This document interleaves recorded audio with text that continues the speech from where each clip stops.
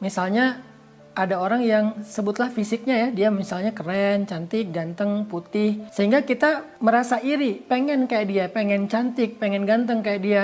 Lebih parah lagi kita dengki, pengennya dianya jadi jelek gitu. Jalan masuknya syaitan ke dalam hati manusia itu lewat al-hasad, lewat iri dan dengki.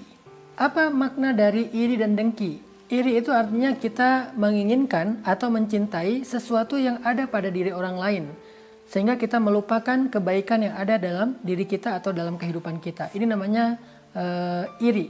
Sedangkan dengki lebih parah daripada iri. Misalnya di mana kita menginginkan sebutlah dan mencintai sesuatu yang ada pada diri orang lain, putih, lalu kita berharap kita orang itu merasa iri, kehilangan kayak dia, pengen cantik, pengen ganteng yang kita inginkan dari lebih dia. Parah lagi kita dengki, pengennya dianya jadi jelek gitu. Siapa tahu kita berharap dia celaka, kena musibah sehingga dia jadi nggak keren lagi. Itu namanya dengki. Jadi iri dengki ini adalah sifat dasar manusia yang semua orang sebetulnya punya, rasa iri itu punya. Tetapi ada yang kemudian dipupuk menjadi sesuatu yang penyakit besar kayak kanker gitu kalau di dalam fisik kita.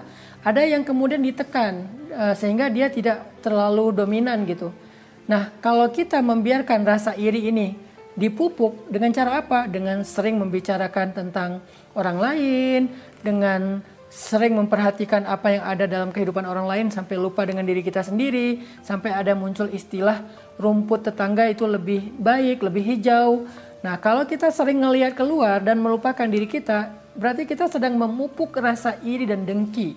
Dan itu akan jadi celah masuknya syaitan. Sampai Nabi bersabda, keinginanmu terhadap sesuatu seringkali membuat engkau merasa buta dan tuli. Jadi keinginan kita terhadap sesuatu sering membutakan kita dan membuat kita tidak lagi mampu mendengar hal-hal yang baik atau nasihat-nasihat yang baik. Karena terlalu menginginkan, harison, terlalu pengen apa yang orang lain punya. Ada orang yang misalnya karena ngelihat postingan-postingan di sosial media ya, ada artis, sebutlah artis tuh jalan-jalan ke luar negeri atau memamerkan kendaraan yang mobil sportnya misalnya, atau ada juga yang seleb menikah dan biaya pernikahannya, acara weddingnya menghabiskan dana sekian miliar misalnya. Terus kita yang menonton itu lewat gosip, lewat gadget yang viral di sosmed, tiba-tiba muncul rasa menginginkan. Kalau masih sedikit menginginkan, masih wajar karena itu sifat dasar manusia. Tapi kalau kita sering-sering nonton yang kayak gitu, lama-lama jadi kepengen banget kan. Akhirnya karena kita kepengen banget, masuklah syaitan, menggelapkan pikiran kita. Mulailah muncul niat-niat yang buruk. Apakah mencuri, apakah merampok, apakah menipu, apakah korupsi. Minimal menipu dalam perdagangan. Karena pengen cepat kaya, pengen bisa jalan-jalan ke luar negeri, akhirnya dia nggak jujur lagi dalam usahanya, dalam dagang bisnisnya. Nah ini kenapa bisa sampai terjerumus kepada dosa? Gara-gara dia terlalu menginginkan apa yang sering dia lihat di sosial media, kemudian keinginan yang kuat itu membuat dia menjadi iri atau bahkan dengki sehingga syaitan masuk ke dalam dirinya. Jadi al-hasad wal-hirs, rasa iri dengki dan terlalu menginginkan apa yang ada pada diri orang lain dengan cara sering menonton, menyaksikan, memperhatikan, kepo dengan orang lain sampai melupakan nikmat dalam kehidupan kita pribadi, itu adalah pintu masuknya syaitan ke dalam hati kita. Yang keempat, syaitan masuk ke dalam hati manusia itu lewat, nah ini kita nggak nyangka ya, lewat asyab'u minat ta'am, terlalu kenyang ketika makan. Sampai makan yang terlalu kenyang juga ternyata menjadi pintu masuknya syaitan. Dan ini relate banget dengan ibadah puasa kita. Kita ngerasain ya ketika kita buka puasa itu rasanya kayak panik kan. Segala macam pengen dimakan, segala macam pengen diminum, segala macam pengen dirasain. Sehingga ketika kita makannya terlalu kenyang saat berbuka puasa, akhirnya masuklah syaitan bersama makanan yang sangat banyak itu ke dalam perut kita. Lalu mempengaruhi kita. Menjadi apa? Satu kata ulama, menjadi gampang ngantuk dan lemah untuk beribadah. Makanya wajar ketika kita bulan puasa pengen banget taraweh, tapi seringnya absen. Kenapa? Udah kekenyangan pas berbuka, akhirnya taraweh gak kuat. Kalaupun taraweh kita paksain, gak khusyuk. Jadi kita terawih sambil nguap-nguap, terawih sambil merem-merem, terawih sambil kayak orang yang mau jatuh.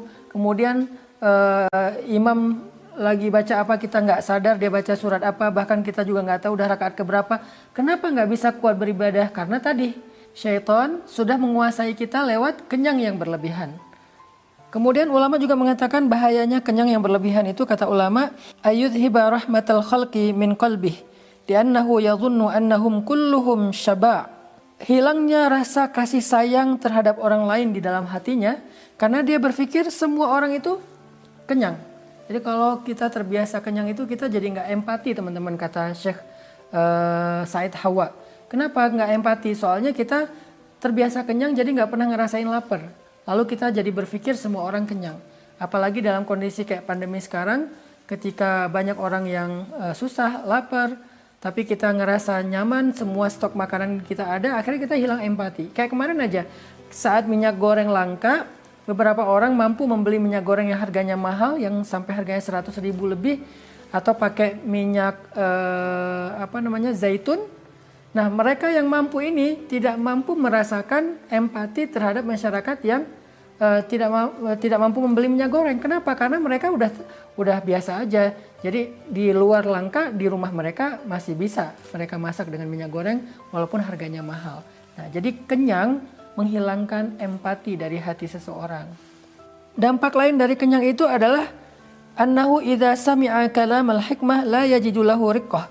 Dia kalau mendengarkan nasihat-nasihat itu dia nggak mendapatkan riqqah, itu kelembutan hati atau kepekaan. Jadi dia nggak berkesan gitu dengan nasihat-nasihat. Jadi kalau dia dengar ceramah nggak berkesan, dia dengar khutbah nggak berkesan, dia dengar nasihat nggak berkesan. Kenapa? Kenyang. Kenyang itu ternyata membuat hati kita tidak lagi peka. Dan yang terakhir adalah ayyuhija fihil amrad, akan meresikokan dia terhadap banyak penyakit-penyakit fisik. Intinya kata Syekh Said Hawa, kenyang terhadap makanan yang berlebihan itu adalah madakhilus syaitan ila qalbi. Jalan masuknya syaitan ke dalam hati. Nabi SAW bersabda, al-mu'min ya'kul fi mi'an wahid, wal kafir ya'kul fi sab'ati am'a. Mukmin itu makan dengan satu usus, artinya hanya satu bagian usus dari sekian banyak bagian-bagian ususnya, sedikit saja, asal bisa menegakkan tulang punggungnya.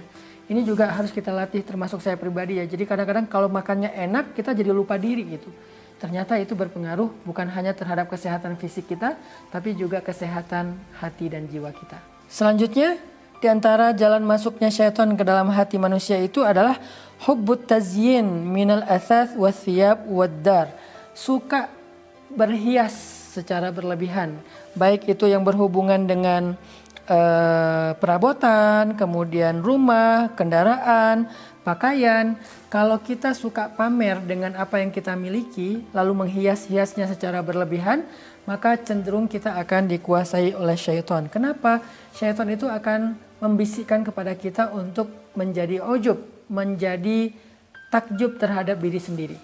Kita terlalu menghias kendaraan kita secara berlebihan. Kadang kan ada orang yang kayak terlalu berlebihan dalam menghias kendaraannya.